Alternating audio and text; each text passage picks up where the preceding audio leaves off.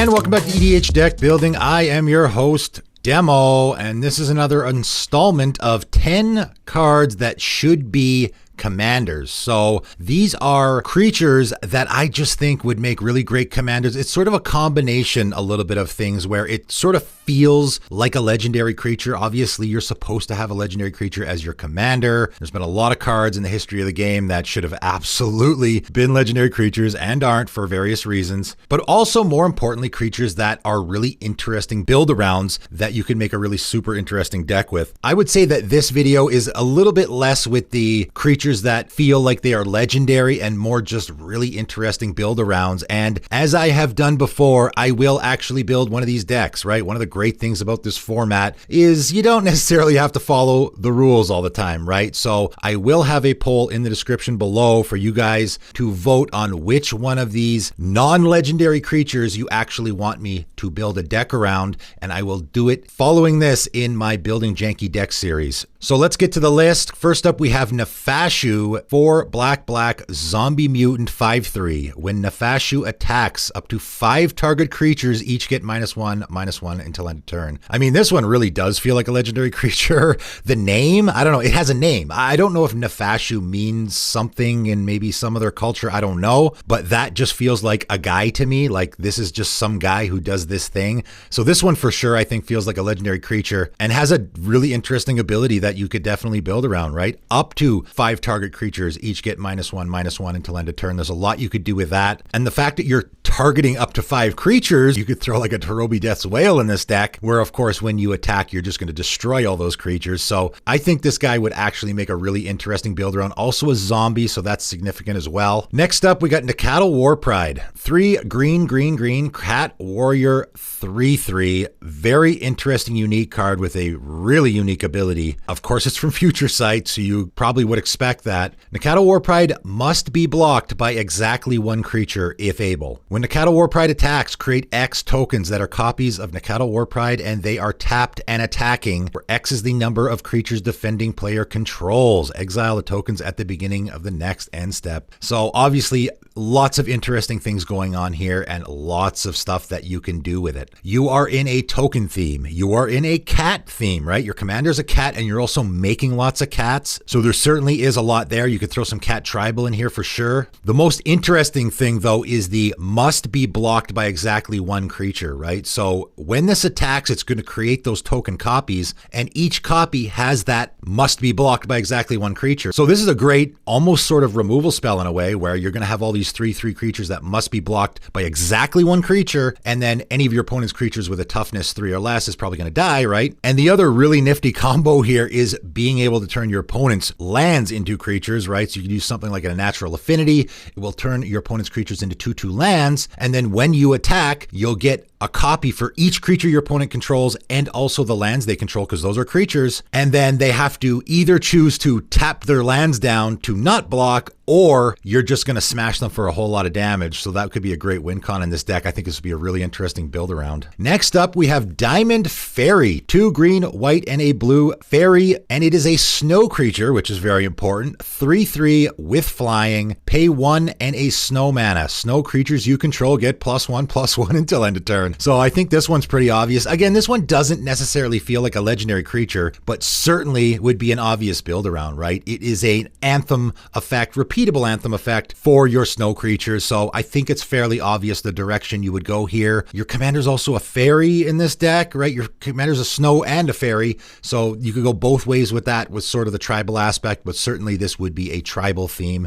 No question about it. Coming in at number 4, this is a really interesting one. Ujatai's Exemplars. 2 white, human monk, 4/4. Whenever you cast a non-creature spell, choose 1. Tap target creature. Ujatai's Exemplars gains first strike and lifelink until end of turn, or you can exile Ujatai's Exemplars, then return it to the battlefield tapped under its owner's control. Again, this one I don't know if necessarily feels like a legendary creature to me, but man, I just think this would be a fantastic build around. You are in a mono white sort of spellslinger theme a little bit. I mean, non-creature means also artifacts. It doesn't have to be instants and sorceries, but you probably will be doing that a lot, right? Because what you want to be able to do is use your commander's ability on your opponent's turns as well. And typically that means casting instants. So I would go very heavy instant theme here. And then also you have a modal commander. There's a lot of things you can build around here. You can do the tapping theme. Maybe you want to be tapping down your opponent's stuff. Maybe you want to be giving your commander first strike and lifelink. So now you can do a little bit of life gain theme. You can also blink your commander, protects against removal. I think this would make a really interesting commander, and I actually really like that it's mono white. Next up, we have Prince of Thralls. And again, this is another one that really feels like a legendary creature. This is an interesting one because there is an actual sort of series of these cards, and I've talked about this before in one of my 10 deck ideas, where you have the Herald series, for anyone who doesn't know,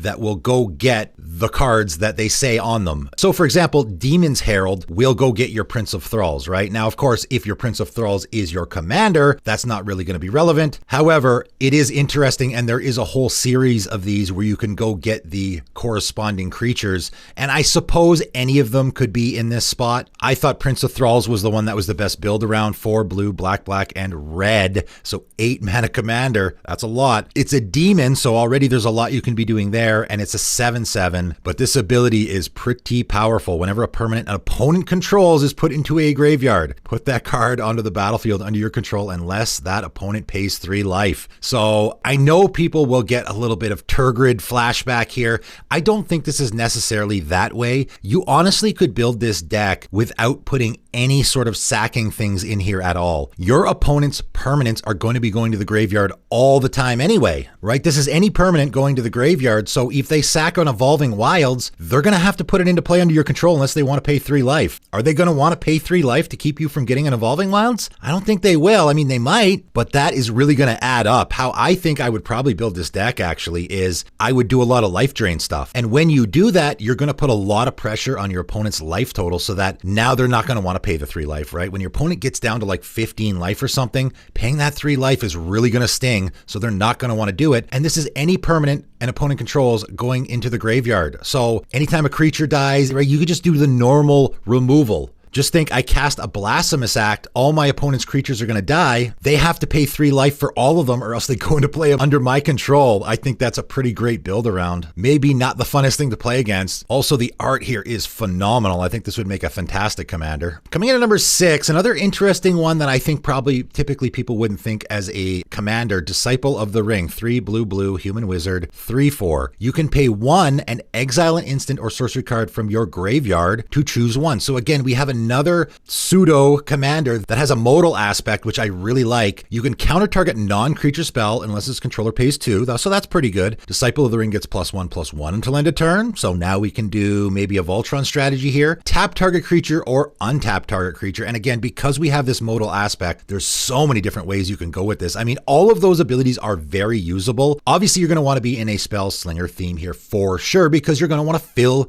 your graveyard, right? You're going to want lots of instants and sorceries in your graveyard so that you can be exiling them and using your commander's ability as much as possible. You might even want some self-mill to make sure you have enough, right? There's no limit here other than, do you have an instant or sorcery card in your graveyard and then 1 mana? So if you have 5 mana and 5 instants and sorceries in your graveyard, you can activate this ability 5 times. If your opponent casts that Expropriate and they do have the 2 mana to pay for countering it, then you can just activate that ability again, obviously, right? And again, because you're untapping creatures, you could throw maybe an Arcanus in here so that you can use its ability again. You're tapping creatures, so you could throw a Verity Circle in here, get card draws off of doing that. A lot of different ways you can go with this. Again, it doesn't necessarily feel like a legendary creature to me, even though the art kind of looks like it, but I think it would be a fantastic build around. Another one that doesn't necessarily feel like a legendary creature, even though the art looks like it, but the ability really screams commander to me, is Master of the Wild Hunt. 2 green human shaman, 3/3. At the beginning of your upkeep, create a 2/2 green wolf creature token. So already there's a lot you can go there, right? Obviously we're going to be in wolf tribal here. You can also tap your commander and tap all untapped wolf creatures you control. Each wolf tapped this way deals damage equal to its power to to target creature. That creature deals damage equal to its power divided as its controller chooses among any number of those wolves. So it's essentially a fight effect, right? You're not actually fighting, but it is essentially that. So you're tapping all your wolves, right? You're sending them to do battle for you. As the art sort of shows, they're going to kill your opponent's creatures, and then your opponent's creatures are going to kill some of your wolves. That's okay. You're making more. Obviously, you're again in a token theme here, so you can throw parallel lives here, so you get the double tokens on your upkeep. You can also throw a whole bunch more wolves, right? You don't have to just use the wolves that you are creating to tap down and do battle. You can throw a bunch of other wolves in here. Obviously, there's a ton of wolf tribal support as well that will work here. You are dealing damage, so you can do sort of life link death touch effects as well that will work really well here. Lots you can do here. I think this would be a great build around. And I'm ending off with 3 that are maybe not necessarily feel like legendary creatures and just have really interesting build around abilities, I think. So Torrent Elemental, 4 in a blue elemental, 3/5 with flying. Whenever Torrent Elemental attacks, tap all creatures defending player controls. Already, that's a pretty interesting ability, and I think this would probably make a good Voltron commander. I've actually used this card before in Modern, and the interesting thing about that ability is it makes your commander unblockable. It really makes all your creatures unblockable, because as soon as your Torrent Elemental attacks, all your opponent's creatures get tapped down, so they can't block. So already, that's a great ability to build around. However, we also have 3 and 2 Golgari hybrid mana as an activated ability, and of course because of that this becomes a Sultai commander, so of course that makes your options a lot more viable. Put Torrent Elemental from exile onto the battlefield tapped, activate only as a sorcery. That's a great ability to have for a commander, right? And because I've used this card before, I know that as a commander that ability is fantastic, because if you have recursion in your deck, you never have to send your commander back to the command zone, right? If it dies, you just recur it out of your graveyard, and if it gets exiled, you can just throw it back into play with its own ability, which is really, really great. Now, there is the food chain effect here. That is important to note. You can do the food chain thing here where you exile your commander, you get the 5 mana +1. However, you're not going to be able to activate your commander's ability with it. Now, I would put food chain in this deck. However, what food chain says is you exile a creature you control, add X mana of any one color, where X is 1 plus the exiled creature's mana value. So the mana value is 5. So we're going to get 6 mana here. However, you can only spend this mana to cast creature spells. So that means you can't use